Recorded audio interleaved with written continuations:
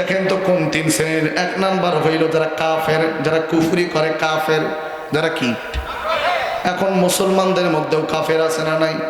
ও যে কেমনে কাফের হয়ে যায় নিজেও টের পায় না, ঠিক কি না? কথা বলেন না কেন? দুই নাম্বার হলো মুশরিক, যারা শিরিক করে। তিন নাম্বার হইল যারা মুনাফিক। মুনাফিক তো নাই, তেসব নাই। বাংলাদেশে মুনাফিক আছে? এবার কথা কন না কে?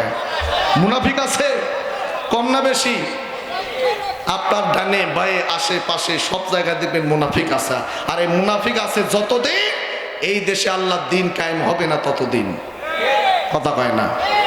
কারণ ইসলামের ক্ষতি হিন্দু বৌদ্ধ খ্রিস্টান কাফের মুশরিকদের থেকে সব থেকে বেশি পরিমাণ বেশি ইসলামের ক্ষতি করে মুনাফিকগুলা। কথা বলে না কেন? বিশ্বাস করেন মুসলমান, স্বাধীনতা 53 বছর চলতেছে, এখনো এই দেশে কোরআনের রাজ কায়েম হয় নাই। এর পিছনে সব থেকে বড় অবদান হচ্ছে এই দেশের মুনাফিকগুলার কারণে। এই দেশের কিছু মুনাফিক আছে যারা দেখবেন এখনো ইন্ডিয়ার দালালি নিয়ে ব্যস্ত। কথা বলেন ঠিক কিনা? এই দেশের কিছু মুনাফিক আছে যারা দেখবেন বিদেশিদের উপরে ভরসা করে চলে, আমেরিকার গোলামি করতে চায়। এদের কারণে এই দেশে কোরআনের রাজ কায়েম হচ্ছে না। কথা বলেন ঠিক কিনা? অথচ মুনাফিকরা একটাবারের জন্য চিন্তা করে না যে রিজিকের মালিক ভারত নয়, রিজিকের মালিক আল্লাহ। রিজিকের মালিক আমেরিকা নয়, চীন নয়, রাশিয়া নয়, রিজিকের মালিক হচ্ছেন আল্লাহ। এই কথা কয় না কেন? অনেকে আমাদেরকে 5ই আগস্টের পরে বলছিল যে হুজুর শেষ, বাংলাদেশের মানুষ না খায় মরবে। কে?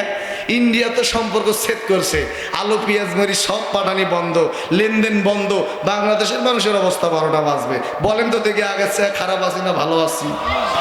আমি এই কথা বলতে চাই, শুনে রাখো, ভারতের সাথে আমাদের সম্পর্ক থাকাকালীন আমরা আলু কেজি খাইছি 70 টাকা। কথা কন না কেন? ভারতের সাথে সম্পর্ক থাকাকালীন পেঁয়াজের কেজি খাইছি 200 টাকা।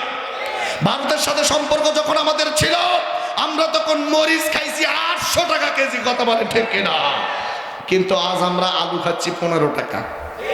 যদিও একটু দাম আর একটু বাড়ানো উচিত, ঠিক কিনা? কৃষক ভাইরা এবার খুব খুব লস খাইছে, তাই না?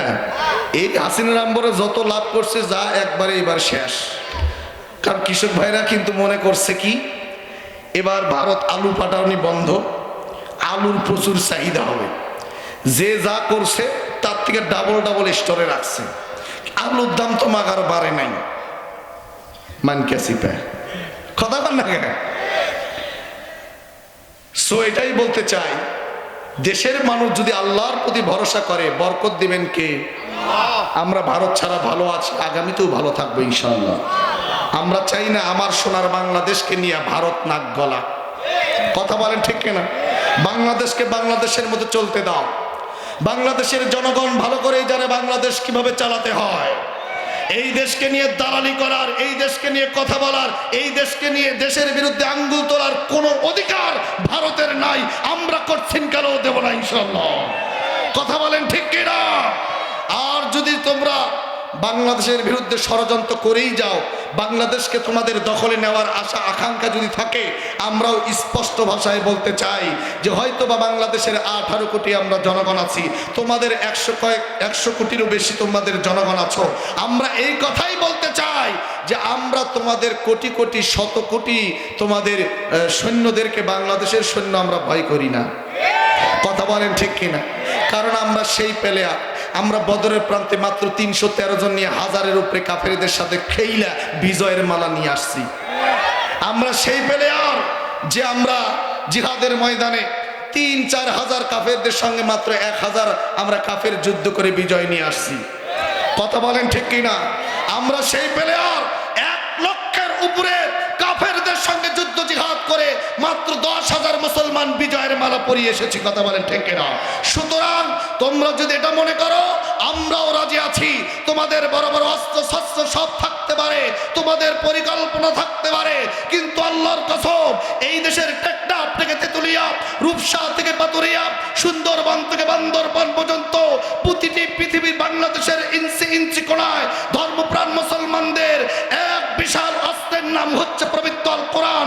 মাথার পাগড়ি কোমরে বেঁধে পবিত্র কোরআনের বিজয়ের নিশানা সাহস বুকে নিয়ে ময়দানে